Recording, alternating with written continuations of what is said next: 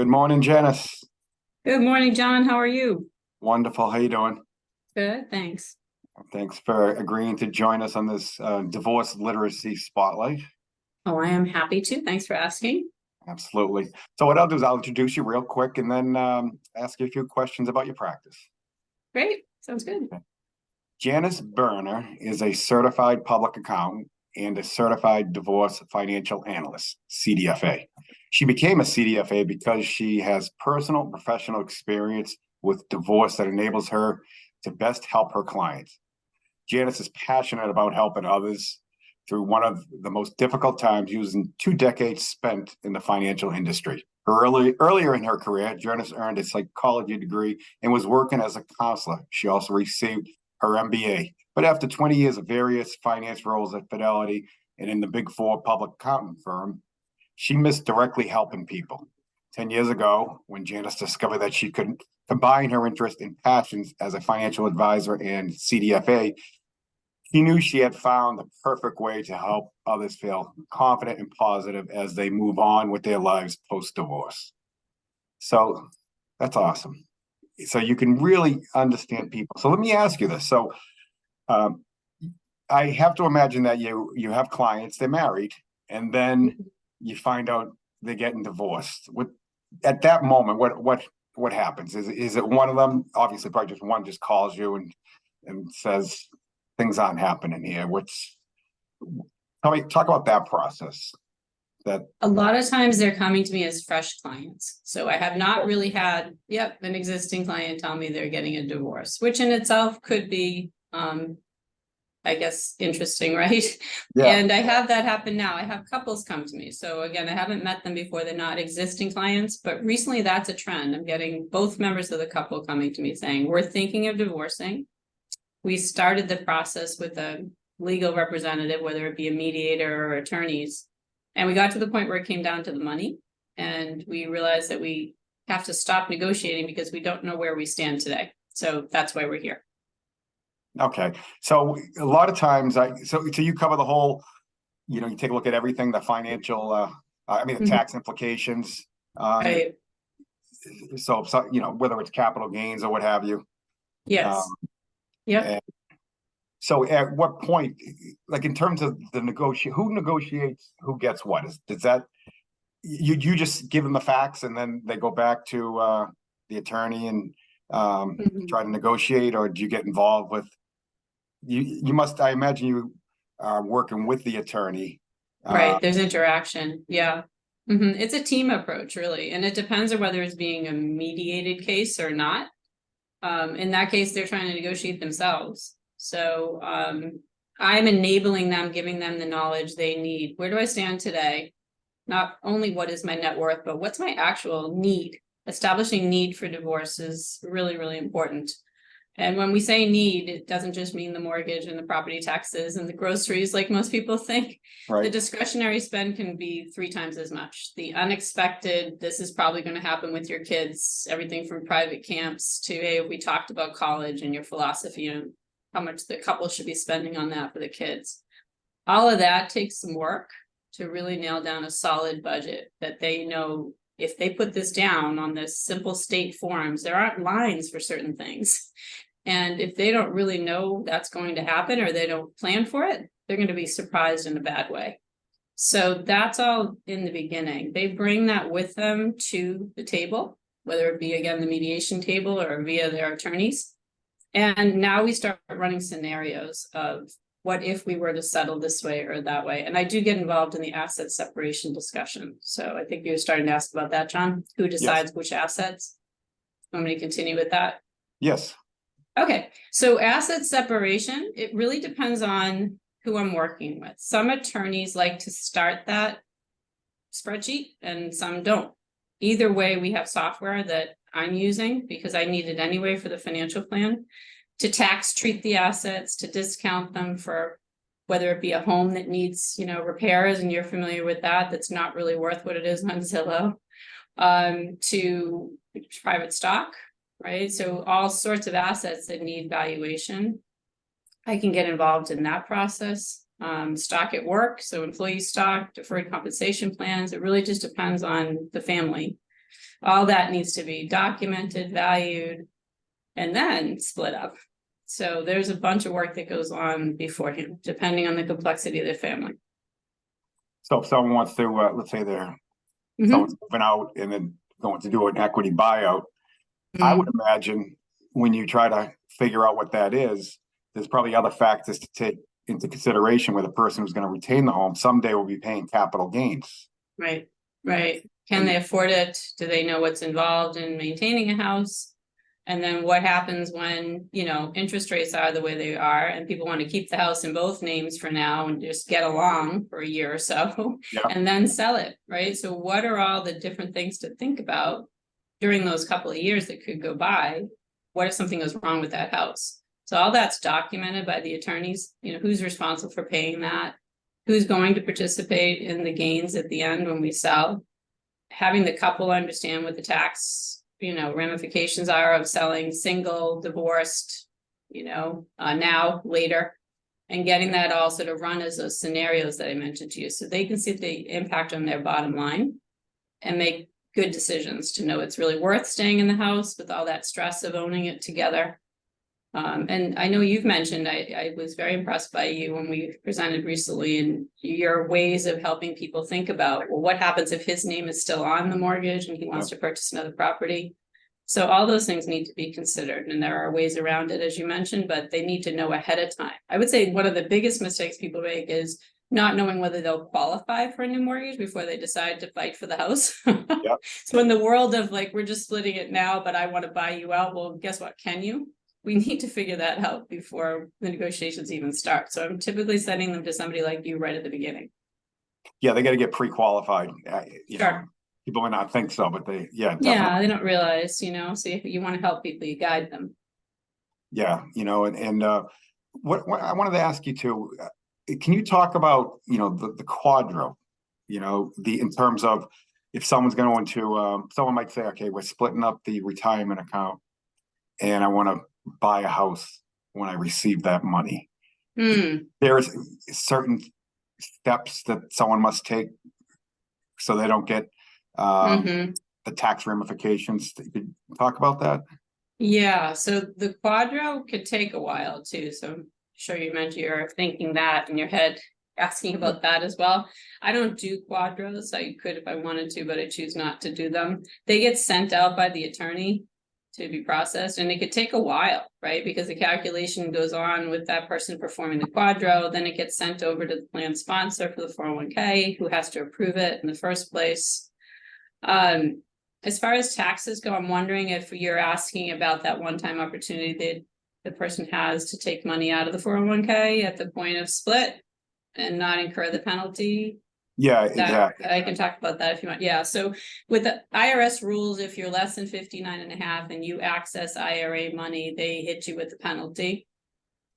And that penalty is avoided at the point of a quadro if you do it right. You have to do it at the right time.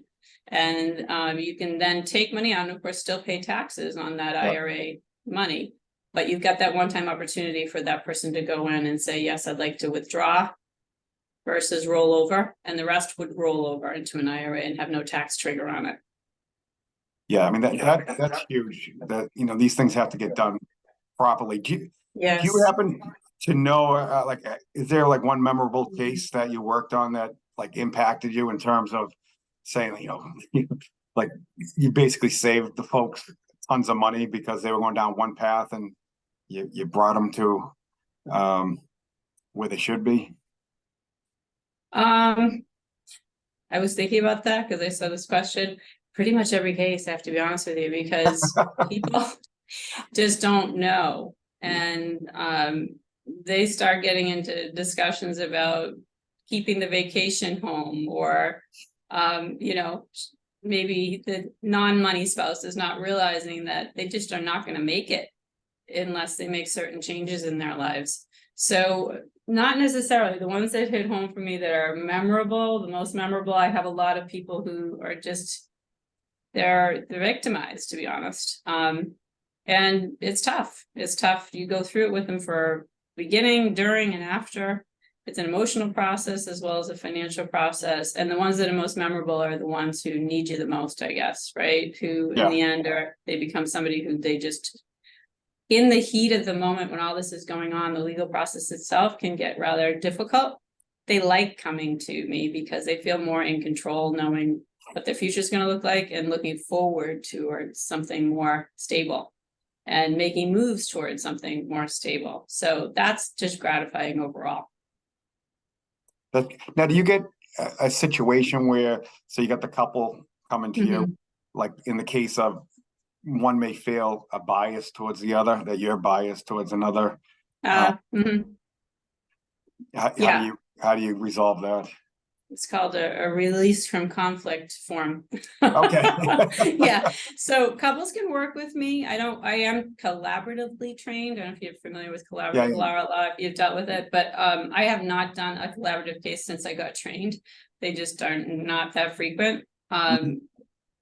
Instead, I have people coming to me who are just wanting help. Both of them want a financial plan. So the way I present to my couples is that if you really both want a plan, you each have individual goals. So the only time we're going to really kick off together would be here, where we're sharing current household information, so that I'm up to speed with both of your, everything that's going on in the house right now. And from there, they're going to be separate meetings, and I'm going to be confidential with what you tell me. I'm not here, and they do get confused, I am not here to help you negotiate, meaning that I'm not an attorney. And you are going to have attorneys, so I'm not going to get in their way. I will work with them, but I'm not here to say, go tell John that, I want the car. That's not my role. I'm here to tell you whether you should, go for the car and keep the car, and whether that's your best idea, and how to maintain the car. And believe it or not, all that minutia is important, because stuff adds up. And when somebody has not got their own income and they're relying on support, we better make sure we document everything. So I think that's the answer to your question. Yeah, it's difficult, it's touchy, and I do have to remind people that nope, this is confidential, and this is all about you. Right. So when you're talking to people about their goals, like how deep do you go with that? Like, do you help them create a vision of what life's like after divorce?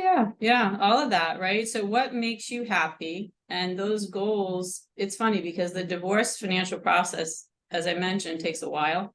I think of it as two phases. The beginning phase is completely getting you ready, right? I'm in your corner, I'm putting the towel around your neck, I'm telling you, this is exactly what you need. The goal discussion tends to be more like, how do you get me through this, right? Whether it be personal care, whether it be maintaining my gym, that's how important it is to people. Whether it be making sure that we pay the kids college or high school private tuition, I need to get my head on straight and survive. The difference between working, though, to be honest, with somebody like me and maybe just doing the forms yourself, or working with an attorney who may be dabbling in this area, because I'm not an attorney and they're not financial people, is that they're not going any further than a couple of years. So getting you through the process and making sure that, your check starts coming. A real financial plan is going to be after the divorce and the settlement money is now, in your bank. What do you do with it? Those goal discussions they tend to go deeper. We touch upon them in the beginning. Not everybody's in the mood to talk about though. When I retire, can I retire, until it's over. And then we're actually doing that too. Will my money last me through life expectancy? What do I need to do to make moves to save for retirement? How do I prioritize between that and, say, paying for college? Of course, we mentioned all that and talked about it in the beginning. We're going to go even deeper afterwards when we have time to do it and they're in the right mindset. That's great. I mean, because it all starts with the vision, and then with the vision, you can at least come up with a goal. Yeah. I mean, it could be a condo. We get specific, right? So goals, we always say, be as specific as possible. Don't tell me you just want to golf in retirement. You tell me you want to golf 3 weeks a month, 6 months a year. Now you've got an attainable goal that I can get specific money attached to it and show you how to save for it. Yeah. So, any heads up advice when someone's just starting down this path? You need a team. So I would tell you to, start interviewing people. A lot of professionals will give you a complimentary interview session. I do. It's right on my website. And just kind of feel people out for not only reputation, but also personality fit with yourself. Listen closely to what they have to say. Listen to how many cases they've done, because the experience level is crucial. what I have in my head from all the cases is I can share, you know, that type of those skills with others. But it is a team approach, and I also caution people that don't try to do it yourself in any one aspect, because you'd be very surprised to find out that you can afford people, and meaning that you're more than going to pay for their fees with the knowledge that they give you and the things they help you avoid, the mistakes they help you avoid. So it's typically well worth it. I have seen people though make mistakes and not ask what are the fees. So you, especially on the legal side, we know that that can add up. You need to understand if somebody is going to fit your budget. So just be straight out about it and ask them, what is the hourly rate? In a case like mine, how long could this go? I know there are no promises. Then you know what you're getting yourself into. And then you can prepare too, right? So before you get divorced, make sure you have some savings, to be honest. At least know which sister you're going to borrow money from to help pay for your legal counsel for part of it. Right. You know, be in a good place, start to gather documents behind the scenes, you know, sort of then come see somebody like me and know where you stand and what this is going to look like before you just jump in an emotional state and say, get this over with, just make a rash decision. Right. And you hit a good point where talking to other different professionals, make sure it's the right fit for you. You know, if let's say you want to try to, you're like a mediation type, yeah, you know, what you want. And if you happen to come to an attorney that's a litigator, it's probably not going to be the right fit. Right. That's a good point, right? There's a lot there to say on the legal end. Many times when I'm helping somebody find an attorney, it's who does he or she have already? And then you know the tone of where this is going to be going, and you want to match that tone. Yeah, absolutely. Yeah. Well, Janice, this has been awesome, but the most important question is, how do people get a hold of you? They need your service. Oh, okay. JaniceBerner.com. That's simple. All right. Or my office here in Wakefield. We've got 16 offices. Okay. Wakefield, Wellesley, Boston, and Southern New Hampshire, pretty much all of those. But yeah, the best way to get in touch with me, right on my site, there's a Calendly link to my complimentary session. All right. Awesome. Thanks, John. All right. Listen, you have a wonderful day.